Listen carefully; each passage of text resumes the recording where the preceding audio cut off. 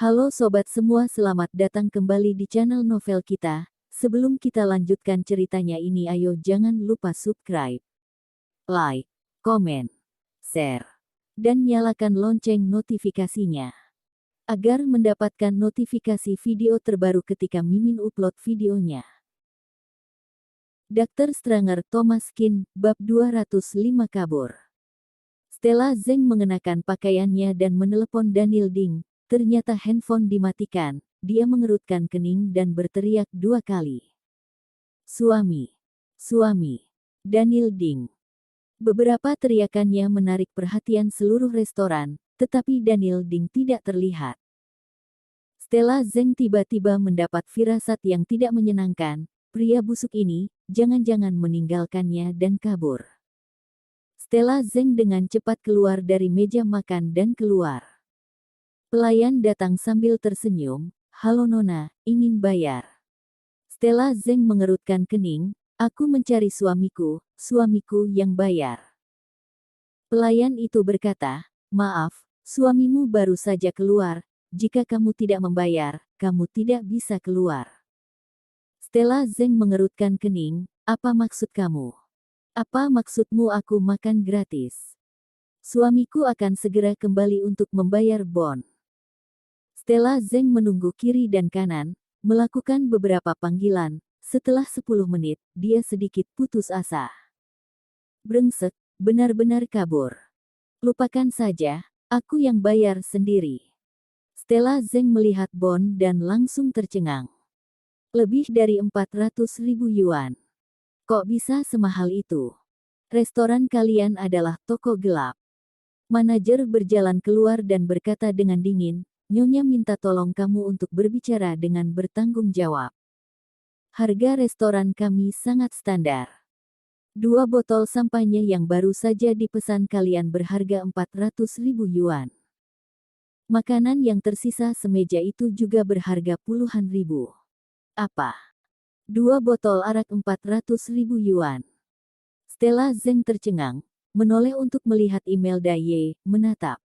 "Imelda Ye. Kamu membuat aku bokeh." Thomas Kin mencibir, "Membuat kamu bokeh? Kapan kami membuat kamu bokeh? Aku memesan makanan aku, kamu sendiri yang bersikeras untuk pesan 2 kali lipat dari pesanan kami. Kamu." Stella Zeng mengertakkan gigi karena marah. Tidak salah, Thomas Kin mengatakan yang sebenarnya. Dia yang bersikeras memesan hidangan yang sama dengan Thomas Kin, dan menggandakannya. Yang penting adalah dia berpikir dengan status Imelda Ye, berapa biaya makan yang akan dihabiskan, apa masalahnya jika menghabiskan 2 kali lipatnya. Pada akhirnya, tidak menyadarinya ternyata Imelda Ye benar-benar memesan makanan semahal itu. Lebih dari 500.000 yuan, bagaimana dia bisa membayarnya? Melihat wajah Stella Zeng, manajer itu mengedipkan mata ke beberapa pelayan, dan 2 pria muda telah memblokir pintu. Begitu Stella Zeng ini masuk, manajer tidak menyukainya, memandang rendah orang, sombong, dan mendominasi, dikira orang super kaya, ternyata kesulitan untuk membayar. Beberapa pelayan berkumpul, dan manajer berkata, "Nyonya, tolong kamu lunasi bon, kalau tidak kami tidak akan sungkan." Stella Zeng tercengang dan mundur dengan cepat. Suami aku akan datang untuk membayar. Maaf, kami tidak bisa menunggu selama itu, tolong cepat." Wajah Stella Zeng pucat, dia bisa melihatnya. Daniel Ding meninggalkannya begitu saja dan lari. Pria ini benar-benar luar biasa. Mengetahui makanan ini ratusan ribu, dia melarikan diri, meninggalkan Stella Zeng sendirian untuk membayar tagihannya. Stella Zeng mengertakkan gigi karena marah. "Aku hanya membayar setengah, sisa setengahnya kalian minta dari pria itu." Manajer itu mencibir, "Maaf, kami hanya mencari kamu, kalian datang bersama." Stella Zeng berkata, "Siapa yang bersamanya? Kita belum menikah, dia adalah pacar aku. Dia telah melarikan diri sekarang, dan aku telah putus dengannya, dan masing-masing akan membayar." Manajer Yuyan tidak terima dan mencibir, belum menikah kalian memanggil suami dan istri dengan begitu mesra. Jika tidak bayar, kami akan mengambil tindakan paksaan. Dr. Stranger Thomas Kin, bab 206. Beberapa pelayan berkumpul, Stella Zeng sedikit takut, mundur beberapa langkah, wajahnya sangat jelek, dari mana dia bisa mendapatkan lebih dari 1,5 juta uang tunai. Stella Zeng berbalik melihat Imelda Ye dan berkata, Imelda, bolehkah kamu pinjamkan aku sedikit uang, bantu aku lunasi tagihannya, aku berjanji setelah keluar akan bayar kamu. Meskipun Imelda Ye baik, dia tidak bodoh.